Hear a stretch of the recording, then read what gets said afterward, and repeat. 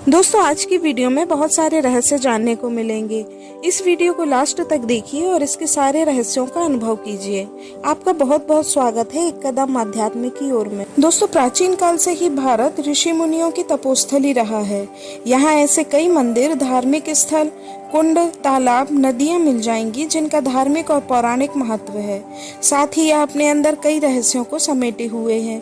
ऐसा ही एक रहस्यमय कुंड है जिसे भीम कुंड के नाम से जाना जाता है। दोस्तों भीम कुंड मध्य प्रदेश के बुंदेलखंड क्षेत्र में छतरपुर जिले में स्थित है। प्राचीन काल से ही ऋषि मुनि, तपस्वी एवं साधकों की स्थली रही है। वर्तमान समय में यह स्थान धार्मिक पर्यटन एवं वैज्ञानिक शोध का केंद्र भी बना हुआ है।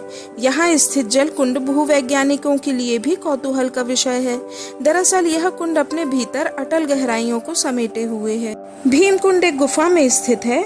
जब आप सीढ़ियों से अंदर कुंड की तरफ जाते हैं तो यहाँ पर कुंड के चारों तरफ पत्थर ही पत्थर दिखाई देते हैं।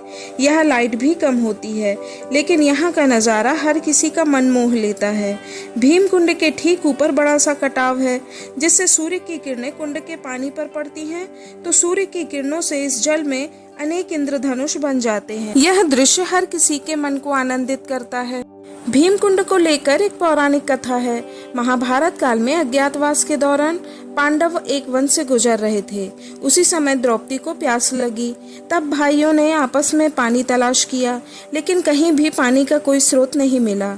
कथा के अनुसार धर्मराज युधिष्ठिर ने नकुल को स्मरण कराया कि उसके पास यह क्षमता है कि पाताल की गहराइयों में स्थित जल का भी पता लगा सकता है। युधिष्ठिर का कथन स्वीकार करते हुए नकुल ने भूमि को स्पर्श करते हुए ध्यान लगाया।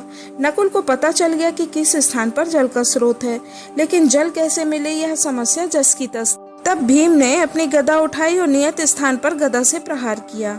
भीम की गदा के प्रहार से भूमि कई परतों में छेद हो गया और जल दिखाई देने लगा, लेकिन भूमि की सतह से जल स्रोत लगभग 30 फुट नीचे था। अब ऐसी स्थिति में युधिष्ठिर ने अर्जुन से कहा कि अब तुम्हें अपनी धनुर्विद्या के कौशल से जल तक पहुंचने का मार्ग बनाना होगा। यह सुनकर अर्जुन ने धनुष पर बाण चढ़ाया और अपने बाणों से जल स्रोत तक सीढ़ियां बना दी। धनुष की सीढ़ियों से द्रौपदी को जल स्रोत तक ले जाया गया।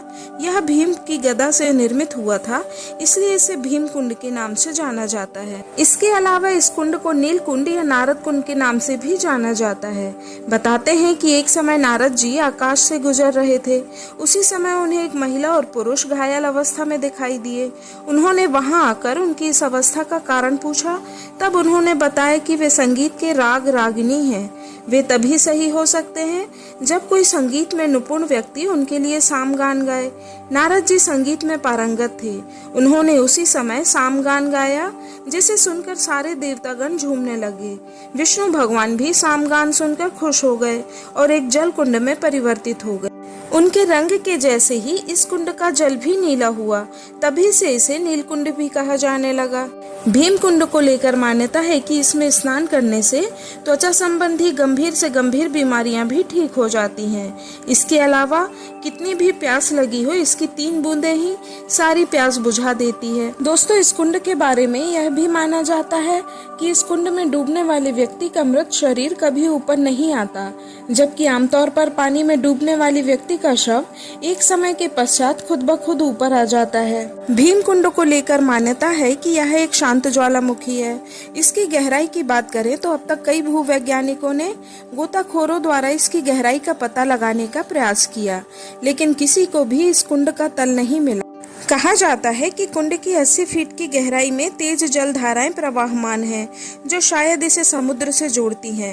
हालांकि भीम कुंड की गहराई आज भी भूवैज्ञानिकों के लिए एक रहस्य है। कई वैज्ञानिकों ने इस पर रिसर्च करके पता लगाने की कोशिश की कि इसका जल इतना साफ और स्वच्छ कैसे है और इसकी गहराई भी जानना चाहिए, लेकिन आज तक कोई भी इसके रहस्य को सुलझा नहीं पाया। एक बार जब गोताखोर इसके अंदर गए थे तो उन्होंने बताया था कि अंदर 2 कुएं जैसे बड़े छिद्र हैं जिनमें एक में से पानी आता है और दूसरे से वापस जाता है और उसकी स्पीड भी बहुत तेज है। यहाँ रहने वाले लोगों का कहना है कि इसका संबंध सीधे समुद्र से है, क्योंकि इस कुंड में एक तरफ जहाँ जाली नहीं लगी हुई है वहाँ से जो भी लोग इसमें डूबे हैं उनकी लाश तक नहीं मिली। इसका मतलब है कि समुद्र में बहकर चले गए। इसके अलावा जब समुद्र में सुनामी आई थी तब इस कुंड में भी हलचल हुई थी। उस समय इस कुंड से 10 फीट ऊंची लहरें उठ रही थी। यहाँ रहने वाले लोग जल स्तर देखकर समझ जाते हैं कि कहीं न कहीं कोई प्राकृतिक आपदा आने वाली है, यानी कि ये आपदा का संकेत यह कुंड पहले से ही दे देता है। दोस्तों, इस कुंड के आसपास मेले का भी आयोजन होता है। 18वीं शताब्दी के अंतिम दशक में बिजावर रियासत के महाराज ने यहाँ पर मकर संक्रांति के दिन मेले का आयोजन करवाया था। उस मेले की परंपरा आज भी कायम है। मेले में हर साल हजारों लोग शामिल होते हैं। दोस्तों, भीम कुंड के बारे में जानकारी आपको कैसी लगी? इसमें कुछ न कुछ रहस्य तो है। अगर आपको भी ऐसा लगता है तो कृपया कमेंट करके जरूर बताएं। ऐसी और भी वीडियो मैं लेकर आती रहूंगी। वीडियो देखने के लिए आपका बहुत बहुत धन्यवाद। इसे लाइक, शेयर और सब्सक्राइब जरूर करें। नमस्कार। जय श्री राम।